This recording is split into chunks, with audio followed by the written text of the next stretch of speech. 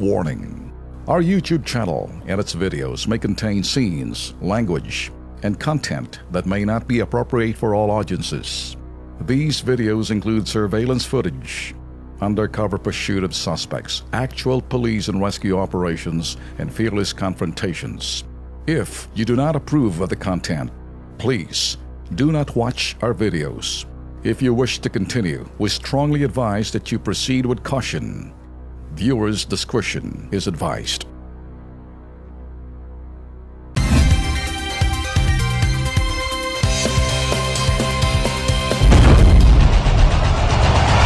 Luzon, Visayas, Mindanao, handa na ba kayo? KB, Kilos Pronto! KB, Kilos Pronto! Serbisyong totoo mga boss, ito ang sumbungan ng bayan. Ora mismo, aksyon agad at maaasahan. Sunod-sunod ang kilos sa pagbabalita. Nakatutok ang mata sa problema na nakikita. Lahat ng question ay may solusyon. Sa bawat hinaing katumbas ay aksyon. Kilos Pronto! Di ka na magtitiis at mabibigyan ka dito ng resulta mabilis. Dahil ang bitag, walang pinapalagpas. Sa tropang Ben Tulfo, wala kang ligtas. KB, Kilos Pronto! KB, Kilos Pronto! Ipaglalaban ng karapatan, problema'y matutugunan. Maraming katanungan dito ay masusolusyonan. Kilos Pronto! Kakampi ng masa, humanda ang lahat. Sa bawat abusado, ito na ang katapat. Napakatibay na programa na inyong hinahangad. Walang patumpi-tumpik at kumikilos agad-agad. Kilos Pronto! Ang ating sumbungan, madali lapitan at agarang kang matutulungan. Na kahit anong krimen, handa naming harapin. Basta hustisya'y makamit, lahat ay aming gagawin. KB, Kilos Pronto! KB, Kilos Pronto! KB, Kilos Pronto! Magandang gabi Pilipinas, maayong gabi sa inyong tanan, lalo na ho sa Luzon, Visayas at Mindanao. Ngayon po'y araw po tayo ng Biyernes, 21 ho ng buwan ng Abril, taong 2017. Kumusta na ho ang mga Pilipino? Lalong-lalo na po yung mga nasa abroad, mga OFWs, kumusta na po kayo dyan? Mga OFWs po talaga naman ho nakatutok po sa Kilos Pronto, lalong-lalo na po sa ating pong Facebook page na Kilos Pronto. Salamat po sa inyo pong suporta. Samahan niyo ako sa isang oras po ng pag-iimbestiga, pagbusisi at mabilisang pag-aksyon ho sa inyong mga problema, mapa Metro Manila man yan, probinsya o sa labas ng bansa. Dahil dito sa Kilos Pronto, bawat reklamo ninyo, aksyon at solusyon ang hatid ora mismo.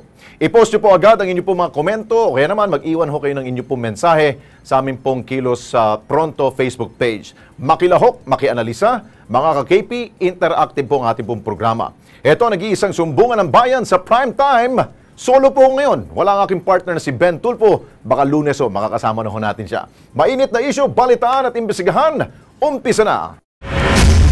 Ang kalikasan ay tahanan ng lahat ng nilikha. Dapat lahat nagkakaisa. Anumang lahi, kulay ng balat at wika. Pagkalinga sa kapaligiran, dapat prioridad ng lahat. Alamin sa Kilos Pronto. Mga residente sa Santa Cruz, Angat, Bulacan, nagrereklamo. Tambak na basura, sobra ng baho. Problema noon, pang mahal na araw, alam ni Chairwoman. Ano nangyari? Basura, lalo pang nadagdagan. Alamin sa Kilos Pronto. Suspect sa pamamaslang sa isang senior citizen sa Quezon City, tukoy na. Salarin, pulis pala. Subalit mga investigador wala nang mapipiga. Tinutugis na killer, napatay sa Maynila. Alamin sa Kilos Pronto. Masda ng mga kolokoy na ito, walang pakialam sa kapwa-tao. Hindi bale na walang makadaan sa kalsada. Malinisan lang kanilang tolda. Ang kapal na muka ng mga walang hiya. Alamin sa Kilos Pronto. Sa Metro Manila, naglipa ng maraming kakaibang eksena tulad ng kawad nito ng kuryente sa Quezon City. Ginawang sampayan ng mga residente. Ang mga kengkoy, walang pake. Alamin sa Kilos Pronto. Sumbungan, imbestigahan at balitaan. Kilos Pronto, umpisa na! Okay mga ka-KP, simulan po natin ang ating pong programa sa All Points Bulletin. Ito po'y paalala dahil po bukas, Sabado, April 22, isasagawa po ang taunang pagdaraos po ng tinatawag po nating Earth Day o araw po ng ating pong mundo, kalikasan. Pangunahing layunin po dito ang pagbuklo rin po ang buong mundo para kalingain at pangalagaan po ang ating pong inang kalikasan. Pero paano nga ba ito gagawin? Para malaman, ito po, panurin po natin.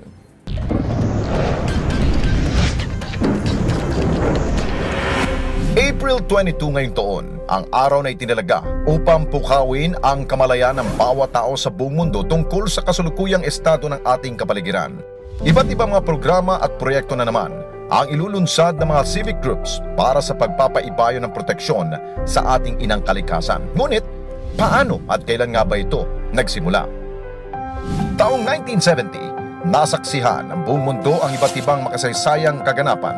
Kabilang na rito ang tila unti-unting pagkawasak ng ating kapaligiran. Dahilan upang si Wisconsin Senator Gaylord Nelson inumpisa ng National Day para sa Kalikasan o ang Earth Day. April 22, 1970, libo-libong mga estudyante at profesional sa iba't ibang panig ng Estados Unidos ang nakilahok sa malawakang kampanya laban sa mga mapang-abuso sa kalikasan. Sa paglipas ng panahon, nabuksan ang isipan ng mundo sa advokasiyang ito dahilan upang taong 1990, ang Earth Day ay sinasagawa na rin sa halos 141 bansa kabilang ang humigit kumulang 200 milyong katao. Sa Pilipinas, iba't ibang programa na rin ang naisakatuparan bilang pagsuporta sa laban kontra environmental degradation. Nariyan ang pagtatayo ng Earth Day Village na matatagpuan sa Barangay Santa Cruz, Antipolo City. Dito, samot-saring mga tarpaulins at ibang waste materials ang inire-recycle upang muling mapakinabangan at hindi makapinsala sa kapaligiran. Sumunod ay ang Zero Basura Olympics, isang kampanya na nagbunsod sa pagkakasabatas ng Republic Act No. 9003 o ang Ecological Solid Waste Management Act of 2000. Malayang inanyayahan ang iba't ibang sangay ng pamahalaan, mga korporasyon at NGOs sa tamang pagsesegregate ng ating mga basura. At ang isa sa mga pinaka-epektibong paraan ang pagtatanim ng mga puno't halaman. Bukas, April 22, 2017, mga ka-KP, makilahok sa mga programang isasagawa ng iba't ibang civic groups. Tema ngayong taon ay ang Environmental and Climate Literacy. Alamin ang kasalukuyang kalagayan ng ating kapaligiran. Dahil ito kasi ang magdedetermina kung ano-ano ang mga dapat nating gawing hakbang para maibsan ang pagkasira ng kalikasan. Think globally, act locally. O mga ka-KP, maliit na bagay lang ang ating gawin, ngunit kapag nagsama-sama, tiyak makakamit natin ang pangmatagalang kasaganahan mula sa ating kalikasan. Ayun, mahalaga po na tayo po'y makiisa sa hangarin po ng pagprotekto sa ating pong kalikasan. Total, Sabado naman bukas, wala hong trabaho ang ating pong mga magulang. Yung mga chikiting ho, ipaliwanag nyo sa kanila ho, ito pong amin pong pinapalabas sa All Points Bulletin. Para sila mismo, habang nasa edad pa lamang ho nila, na medyo nasa edad na 8 years old hanggang teenager, at least alam na ho nila ang paano ho ang pagbibigay ng importansya po sa ating pong kalikasan. Tandaan natin na nag-iisa lamang po ang ating pong kinalalagyan, kaya't huwag abusuhin at sirain ang ating pong inang kalikasan. Ang simpleng bagay po, tulad ng wastong pagtapon ho ng basura, ay isang kontribusyon na po yan upang mapanatiling malinis po ating pong kapagiliran. At higit sa lahat, ang mensaheng ito dala na ho ng selebrasyon ng Earth Day ay dapat to tumalab at maukit po sa kukote ng mga abusadong kapitalista, lalong-lalo na po yung mga naglalapastangan po sa ating po mga kabundukan. Dahil kung hindi, let nature will decide your fate. Okay, dito naman tayo, mga KP. Itong sunod doon natin na issue, mukhang hindi naturuan ng tamang asal itong motoristang nasa pulpo ng camera ho ng Kilos Pronto. Wala nang ang plaka, gumamit pa ng wangwang, dapat wala nang wangwang ngayon Nag-counterflow pa at nag-beating the red light pa. Ito, panuorin po natin ang kakapalan ng kanyang mukha.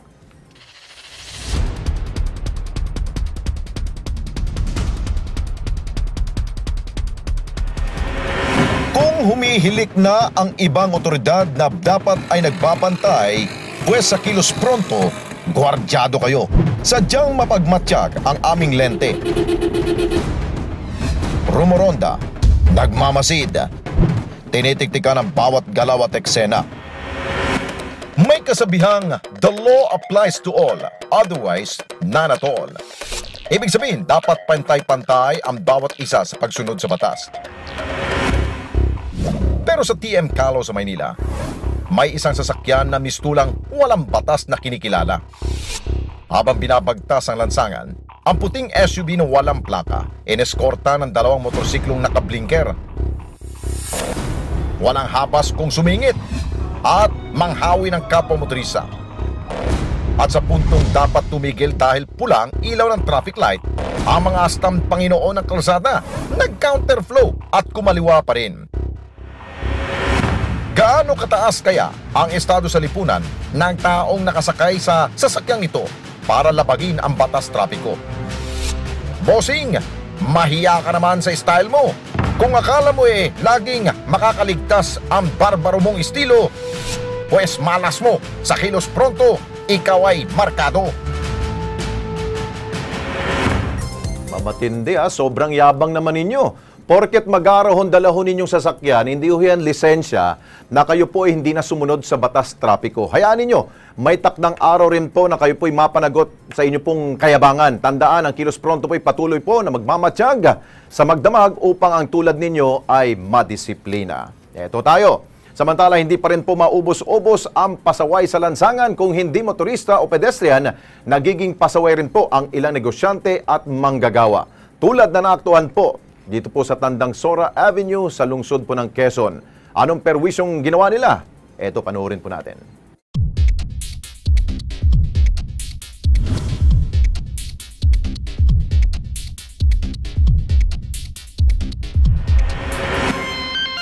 Halos araw-araw nating iniinda ang matinding traffic dito sa Metro Manila. Kaya mga motorista, kanya-kanyang paraan, makahanap lang ng madaanan. Sa pag-iikot ng Kilos Pronto sa ating mga lansangan, naaktuhan ng aming team ang isang kalokohan sa kabaan ng Tandang Sora Avenue na malapit sa kanto ng Armstrong Street, lungsod ng Quezon. May dalawang kolokoy na abala sa paglilinis ng tolda sa kalsada. Kuskus dito, buhos dyan, konting punas pa at nasa gitna na sila ng kalsada. Wala kaming masabi sa galing nyo pagdating sa kalinisan, pero alam nyo na road obstruction ang tawag dyan. Ang isang lane ng kalsada, sinakop na nila. Kaya mga pedestrian at motorista, kanya-kanyang iwas sa abalang ginawa nila.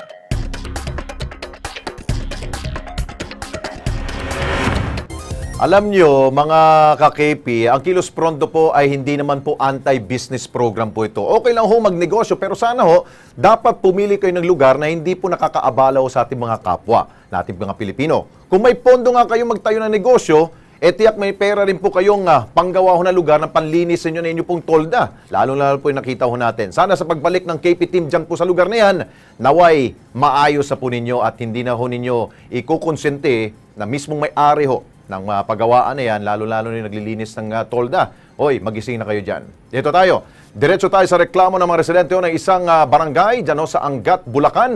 Pasintabi ho sa mga naghahapunan, mga basura ho ang ating pag-uusapan dito dahil po umaalingaso na ho sa baho pero hindi pa rin po ito nakokolekta. Lokal na pamahalaan, pukaw na mo!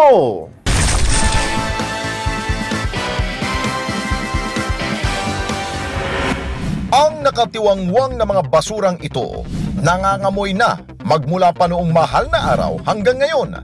Ipinadala ang mga larawan sa Kilos Pronto na mga residente sa Barangay Santa Cruz, Angat, Bulacan.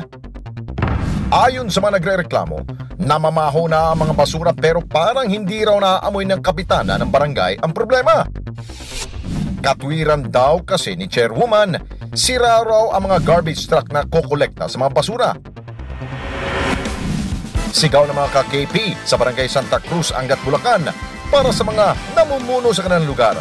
Pukaw na mo! Aksyonan nyo ang problema bago pa magkasakit ang mga residente sa inyong lugar.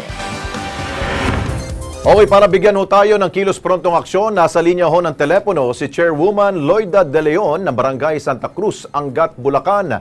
Ma'am Loida, magandang gabi. Si Alex Santos po to sa Kilos Pronto. Live po tayo sa PTV4, ma'am. Hello, good evening po, sir. Opo, Ma'am Loida, bakit po, ano pong problema ho natin dito at ba't hindi ho makukolekta ho yung mga basura na nakikita ho natin sa pictures ho? Yan po'y nasa tapat pa pala ho ng mga inyo pong mga constituents po dyan. Sila po'y nagagalit kung bakit hindi daw ho nakukolekta po ito, ma'am. Sir, ganito po yun. Opo. Kasi po, ang amin pong driver ng garbage truck, nag-design po. Oh. Siyempre po, sir, wala naman po kada-kada kami makukuha dahil po na Siyempre po, maselang po yung pagdadrive sa basura. Opo. Ngayon po, sir, nakakita po kami ngayon ng driver. Sa 2 araw po, nasira naman po yung aming truck. Oboy, daming palang problema ho. Opo. Pero sir, ngayon po, uma-action naman po ako kahit paano po, sumisingit-singit po ako ng panghiram ng truck sa municipality namin. Ngayon po, hanggang ngayon po, patuloy po, nahakot pa rin ang hakot po. Pero okay na po ang amin yung garbage truck at Yarina. Oho. Ma'am, siguro po, ma-actionan ko na po, sir. Ma'am Lloyda, dahil po, okay para sa akin po inyong pong rason. Pero doon po sa inyong mga constituents, dyan po sa inyong pong barangay, para sa kanila, para ho kayong, wala ho kayong ginagawa ho. Ayun nga po, hindi lang po nila naintindihan po, sir. Kasi sa totoo lang po, mahirap naman din po talaga, number 1 ko pong inaasubla dito sa ating barangay. Basura po talaga, sir. Dahil ang pagkakaalam ko po, ma'am, kapag hindi po nahakot yung mga basura na yan po'y salamin. Kung ano po ang tulad na ginagawa ho ninyo, panunungkulan po ninyo bilang chairperson po. Sana po ipakita ho ninyo yung inyong pong political will na maayos ho yan, ma'am, ha? Sige po, sir. Actionan ko po kagad, sir. Sige po. Kami po'y aantabay at babalikan po natin ang lugar ninyo, ma'am. At syempre, yung pong mga constituents dyan, hindi ho sila mangingimihong tumawag pa rin po sa Kilos Pronto kung kayo po'y walang action dyan, ma'am. Sige po, sir. Maasahan niyo po. Sige po. Maraming salamat. Okay po. Thank you po. Si Chairwoman Lloyda De Leon po yan ng Barangay Santa Cruz, dyan po sa Angat, Bulacan. Ayun, nakita nyo naman na ang daming rason. Pero hindi ako okay sa kanya. Pero yung mga constituents, siyempre, baho na ho yung mga basura.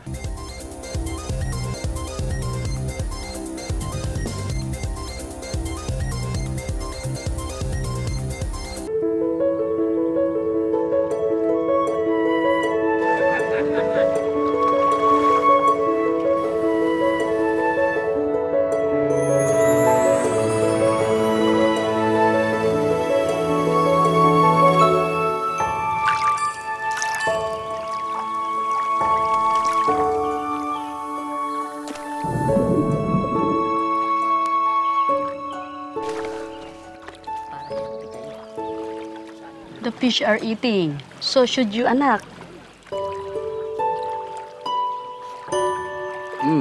Thank you. You're welcome, anak. What does anak mean? It means my child.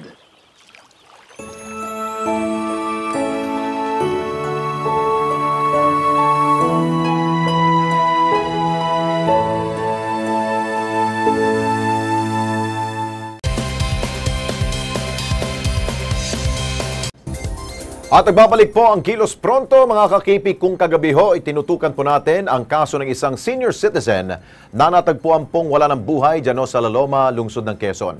At sa pagpapatuloy po ng ating pong investigasyon, natuklasan ang ilang impormasyong makapagtuturo po kung sino po ang nasa likod ng naturang krimen.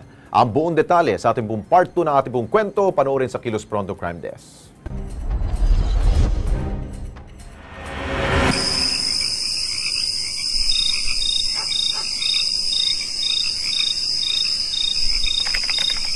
Linggo, alas 10:30 ng gabi, 5 ng Marso.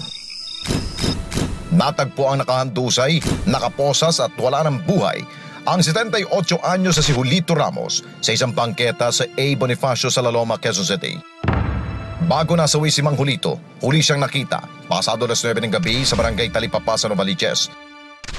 Ayon sa mga nakakita, nagkaroon ng gulo sa lugar at dinampot ng isang pulis na alias J si Mang Julito. Ilang saglit lamang. Sabi ng isang testigos naman, ng direct eyewitness, nakita niyang ikinarga sa unahan ng motor at ipinusas.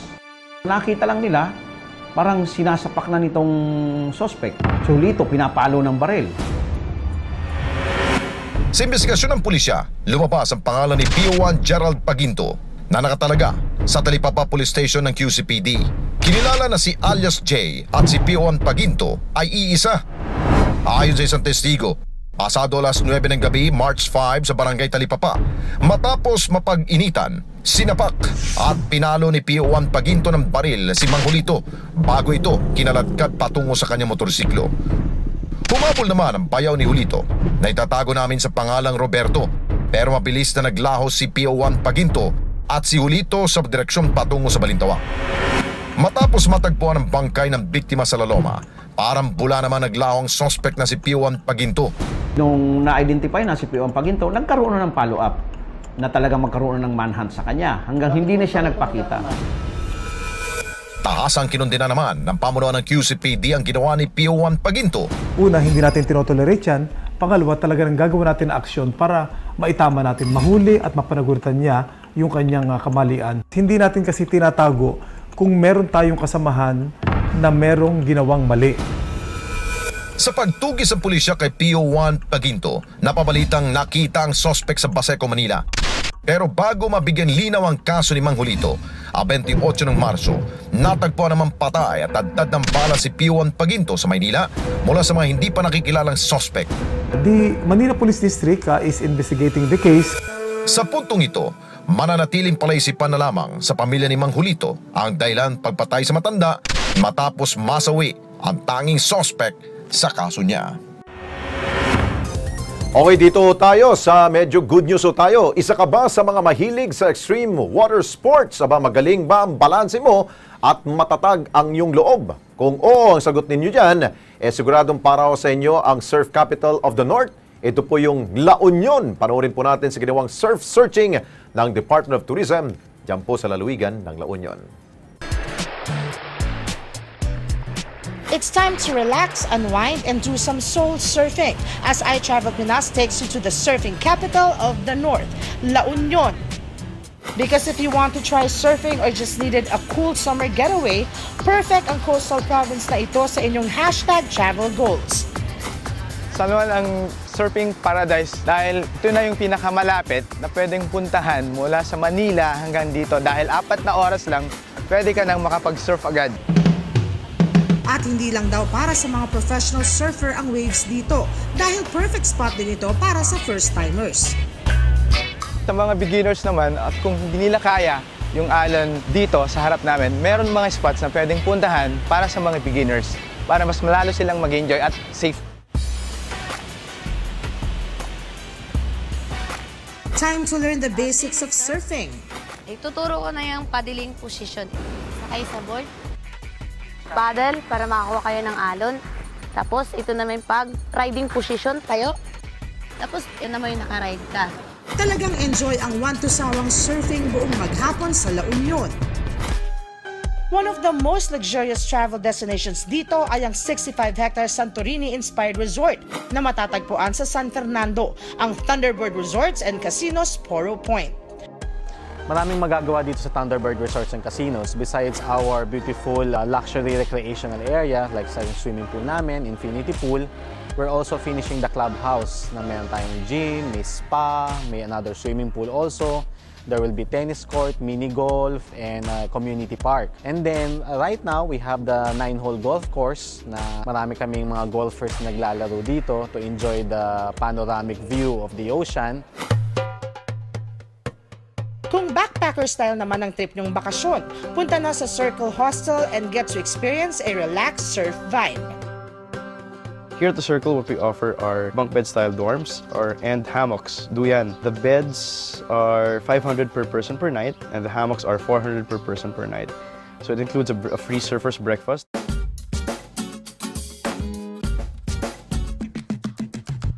Isa pa sa mga dinarayong family-friendly at budget-friendly resort sa La Union ang Costa Villa. Built with fabulous all-in travel experience in mind, perfect itong bakasyonan ng barkada at ng buong pamilya. Lahat itong mga local tour packages natin ay accredited ng DOT dahil we have to follow yung standard ratings para naman lahat ng guests natin or tourists ay ma-enjoy nila yung kanilang pagbisita sa mga lugar na ito. Pero syempre hindi kumpleto ang lakwatsa kung walang food trip na kasama. Tikman natin ang specialty ng iba-ibang restaurants na approved sa panlasa ng local at international tourists. Hindi mo na kailangang lumayo dahil nasa Costa Villa mismo ang enticing Mexican fusion of La Union, Sabroso. Ilalagay ko na siya sa ating flour tortilla. And then, itong ating mozzarella. So, bago natin yung prito, dapat is-seal natin So dahan-dahan nalagay natin. Meron pa tayong jalapeno cheese sauce. So i-drizzle natin. At ang ating sour cream. Ito na po ang ating chimichanga. Marami pang ibang tourist attractions dito na in ngayong summer. First sa ating side trip, ang isa sa pinakamalaking Taoist temple sa labas ng bansang China, ang Macho Taoist Temple. Next on our list, nature adventure. Mamitas ng matamis na ubas sa Bawang La Union. At para naman sa thrill seekers, siguradong hindi nyo palalampasin ang cliff diving sa Tangadan Falls. Kumpleto ang travel itinerary nyo sa surfing capital of the North, La Union. Ayun, antabayanan nyo ang kumpleto pong storya ng iTravel Pinas sa linggo na po yan sa Channel 4. Dito pa rin po sa PTV4. Okay, dito tayo sa totoong kwento. Si Marivic Francisco po ay 52 years old. Taga San Pedro, Laguna po siya. Ang dami ho niyang karamdaman. May high blood po siya, sinusitis at may bara ho yung kanyang puso. Noong 2007 po ay nagsimula po ang kanyang po mga karamdaman. Nahihimatay ho siya kapag siya po ay nagtatrabaho. Nakapag-diaper habang bumibiyahe dahil po hindi niya mapigilan po kanyang pong pag-ihi ho. Mataas din po kanyang blood pressure at nahirapan din po siyang dahil po meron po siyang sinusitis. Nahirapan matulog. Nawalan po ng pag-asa at inisip na baka daw siya'y mamamatay na. Pero hindi po siya nawalan ng pag-asa dahil po natuklasan po niya ang herbal supplement na ito.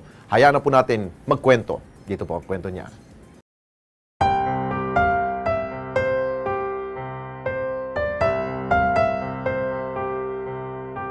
High blood ako, sinusitis, saka may bara ako sa puso. Hinihimatay ako. Naranasan ko yung nag-diaper ako nung nagbiyahe ako kasi hindi ko mapigilan yung ihi ko. Yung sipon ko, tuyot siya. Nahirapan akong matulog sa gabi. Iniisip ko, mamamatay na ako. Parang wala na akong pag-asa. Yun yung iniisip ko. Malaman namin ang King Serval nung nag-research ang mister ko sa internet.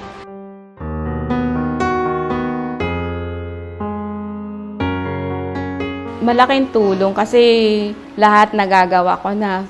Ngayon ang BP ko 120/90/80 ganun.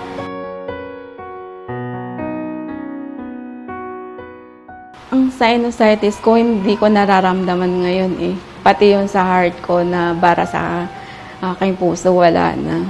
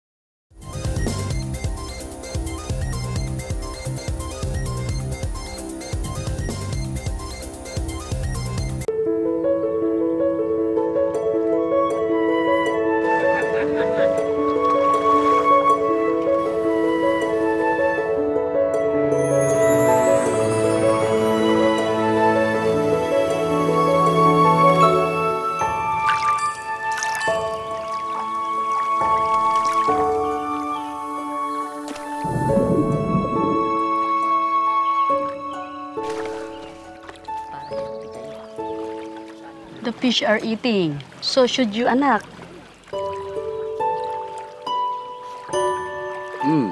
Thank you. You're welcome, anak. What does anak mean? It means my child.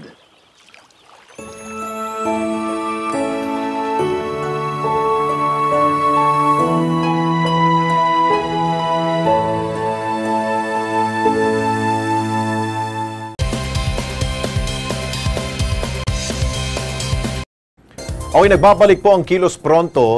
Dito ho natin kasama ngayon si Ronald Ramos. Mula po siya sa Caloocan City. Gusto po niyang humingi ng tulong dito po sa Kilos Pronto hinggil sa kanya pong pamangkin na namatay ho sa road accident. Nasa Eusebio Funeral Homes ang bangkay po ng kanyang pong pamangkin na si Rayleo Ramos.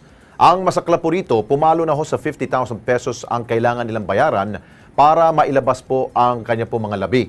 Nasa Iloilo naman po yung pamilya ni Rayleo. Kaya naman walang ibang paraan po si Ronald para makalikom po ng pera. Kaya kausapin po natin si Ronald na isa rin po palang constable ho ng MMDA. Ronald, magandang gabi sa iyo. Magandang gabi po. Oo, ano ba nangyari? Ano bang road accident ito? Ano bang... Opo, nahiram po kasi nung pamangkin ko yung motor ko. Actually, nasa duty ako. Okay. Nahiram niya sa misis ko nung gabi yung pag-uwi niya galing sa trabaho. Hinikayat siya ng pamangkin, pinsan niya na may birthday yata. Okay. So pumunta siya ron. Ang alam ko, madaling araw, makauwi na siya. So, inabot pa ng gabi ulit. Wala, hindi ko talaga nalaman na ganun ang nangyayari sa kanya na alas 3 madaling araw sa nadali nung araw na yun. Okay, ngayon dinala niyo sa Eusebio Funeral Homes. Sa ospital ko po pinuntahan niya ng Caloocan Medical Center. Okay. Nung pagdating ko ron, ang sabi, nandun daw sa Eusebio Funeral. Kaya pinuntahan ko po, nandun talaga. Okay. Ngayon, sinisingil ka ng Eusebio ng 50,000 pesos. Opo, sobrang laki po. At, bakit ba umabot ng ganung kalaking halaga? Yun daw yung paliwanag nila sa akin, na package deal daw nila yun hanggang kung saan ang gustong dalhin. Yun na ba yung pinakamura doon? Yun daw ang pinapaliwanag nila. Wala naman akong kakayahan nun dahil hindi naman ako immediate family, kundi tiyuhin lang po ako nung namatay. Oo nga, matanong ko nga, asa na ba yung pamilya niya, yung magulang nitong si Rayleo? Nasa Iloilo po. Bedridden din yung tatay niya, ng kapatid ko po. Oo. Pero alam na nila sa nangyari? Alam nung mga kapatid dito, yung anak, at hindi ko pinapaalam doon sa tatay kasi baka madisgrasya rin dahil bedridden nga, mahirap na. Stroke po yun eh. Okay, Ronald, susubukan natin na humingi tayo ng tulong sa mga lokal na pamahalaan, lalong-lalo na po sa Malabon City. Okay, taga Malabon ba yung ano? Taga Malabon ka ba? Hindi, Caloocan po ako. Caloocan ka, pero at least magkapitbahay lang to. Humingi na tayo ng tulong. Nasa linya ho si Bong Padua, siya po ang malapit to sa mayor ho ng Malabon City. Sir Bong, magandang gabi ho. Si Alex Santos po to sa Kilos Pronto, sa PTB4. Hi, magandang gabi po, Alex. Good evening po sa inyo lahat. Good evening. Long time no here, sir. Kumusta na po kayo? Opo nga. The last time na nagkita ko tayo, that was 2 years ago yata. Opo. Sir Bong, meron lang po kami lalapit to sa inyo. Ito po'y medyo may kalakihan po na halaga para po makatulong ho tayo dito kay Ronald Ramos. Isa po siyang miyembro ho ng MMDA. Pero pamangkin ho niya ay namatay. Wala ho silang medyo kapuso sila sa pera para pambayad po sa punerarya. Ang Eusebio Punerarya, sinisingil ho silang 50,000. Anong pwedeng matulong po ng lokal na pamahalaan po ng Malabon, sir? Ganito po gawin natin, Alex. Ang gawin po natin, pwedeng magsadya sino po yung... Si Ronald po. Ronald po. Dito po sa atin. Apo. At makipag-ugnayan po tayo dun sa Eusebio. Pero ngayon pa lang, after siguro ang interview nyo, tatawagan ko na yung Eusebio para matanong natin ano ba yung naging problema na nila dyan. Nila Ronald. Para at least kung kausapin natin kung ano may tutulong nila, ay sigurado naman siguro kung ano man yung ano may pwede natin hingin siguro, pero hindi naman siguro lahat, pero makakatulong siguro pamamagitan ng pakikipag-usap natin sa kanila. Sir Bong, alam mo kung bakit ho? Dahil bukod doon sa 50,000 pesos, plano pa ho nilang dalhin po yung bangkay doon po sa Iloilo. Sasakay ho to ng barko and it will take expenses rin po yun po, sir. Ganito ang gawin natin, Alex, pakibigay mo yung number ko dyan kay Ronald at kami na yung mag-uusap at ako na mismo yung sa ngalan ni kababanggitin ko na lang si Merlene Oreta at ako na mismo makikipag-usap dun sa Eusebio. Palagi ko naman baka bawasan nila yung sana nga babawasan yung 50,000 at sigurado ko babawasan nila yan. Sige po, Sir Bong, kami po humingi na kaagad po ng pasasalamat to sa inyo at I'm sure ang inyo pong butihing mayor talaga naman po malapit po sa ating po mga kababayan na gusto rin po tumulong po tulad ng ganito po nangyari kay Ronald, sir. Thank you, sir. Sige po. Alex, ayaw mo, tutulungan natin yan. Thank you, Sir Bong. Si Bong Padua po yan, ang PIO po ng Malabon City Government. Ayun. Ronald, isa pa, yung Caloocan, City Administrator po ay nakausap po natin kanina at ito po ang kanila pong sinabi ho para sila makatulong. Ayun na lang, huwag po ang opisina para asigatuhin yung kanyang ako pero may tulong patungkol sa ating kababayan. Okay, si Engineer Oliver Hernandez, no, ng Caloocan City.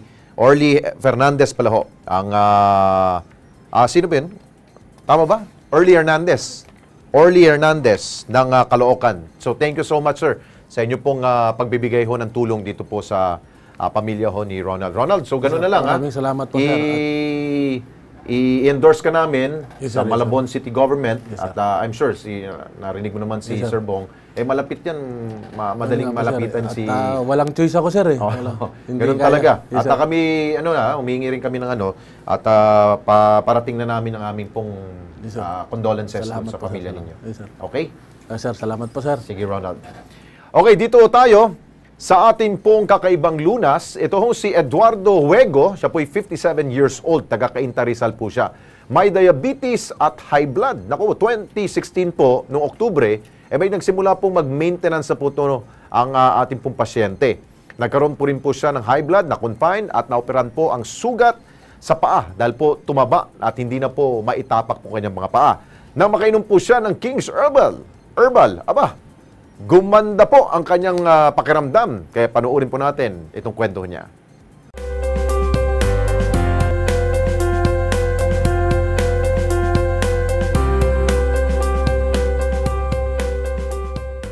October ng 2016, binigyan na ako ng maintenance ko dahil sa diabetes, saka may high blood din ako. Pumunta kami rito sa Holy Life Hospital. Kinonfine ako, tapos kinabukasan, pinaopera na ako. Kasi tumaba na yung paa ko eh. Hindi ko na may apak. Nagkita yung misis ko saka yung kaibigan namin na ni-repair yung King Herbal.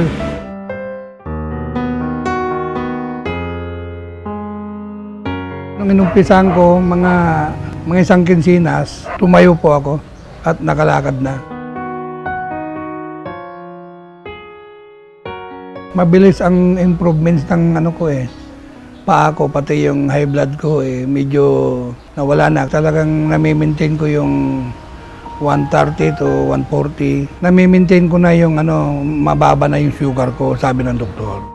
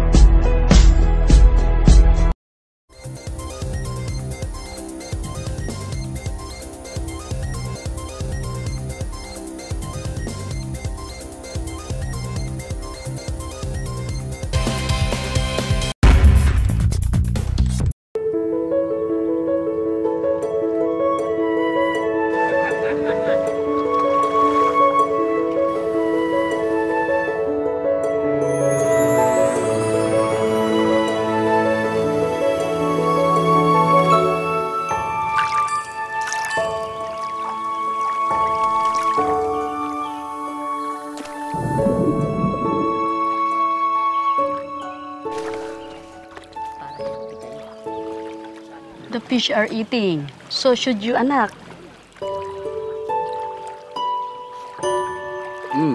Thank you. You're welcome, anak. What does anak mean? It means my child.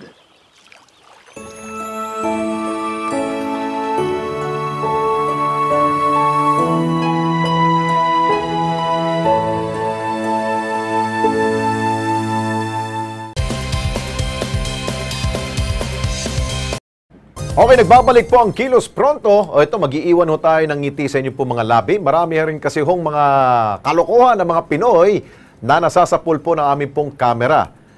May nakakatawa, minsan naman po, meron rin pong nakakaalarma at nakakatakot. Kaya para sa mga kolokoy dyan po sa Scout Tobias, sa lungsod ng Quezon, eto, panoorin po ninyo ang inyo pong kakengkoyan. Ito yun, no?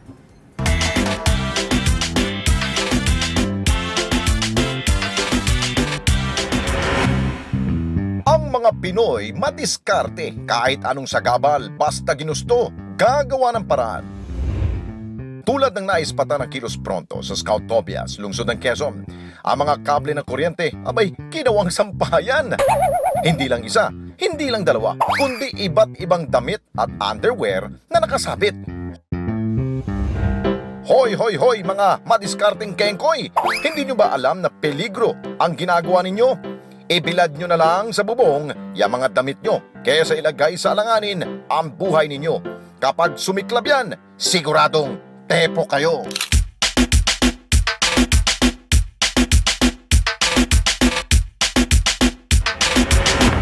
Parang cool na cool silang ibalandra ang kanilang pong mga underwear at ilang pang mga damit.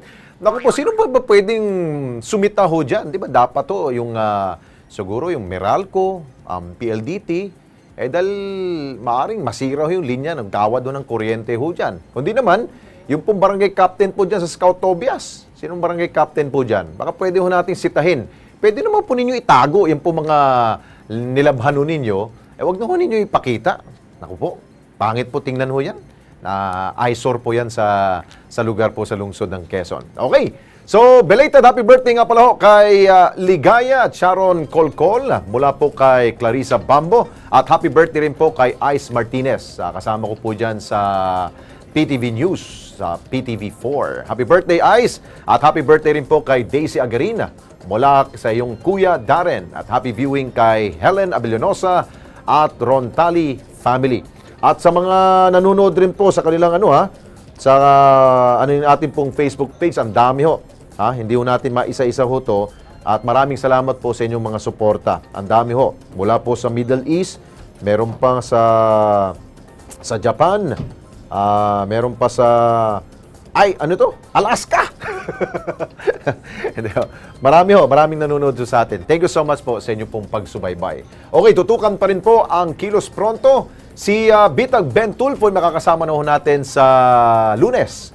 Medyo masama akong pakiramdam. Alam mo naman, galing po siya sa lugar ho namin sa Amerika, kaya medyo nagpapahinga ho. Jet lag, ika nga. Okay, hanggang sa Lunes, kung meron po kayong mga sumbong, mga reklamo, huwag mga tubilihong tumungo dito at padala ho ang inyong pong mensahe sa Kilos Pronto page para ho mabigyan po natin ng solusyonugan ang Kilos Prontong aksyon agad-agad. Okay, higit sa sumbungan, imbestigahan at balitan, dapat Kilos Pronto!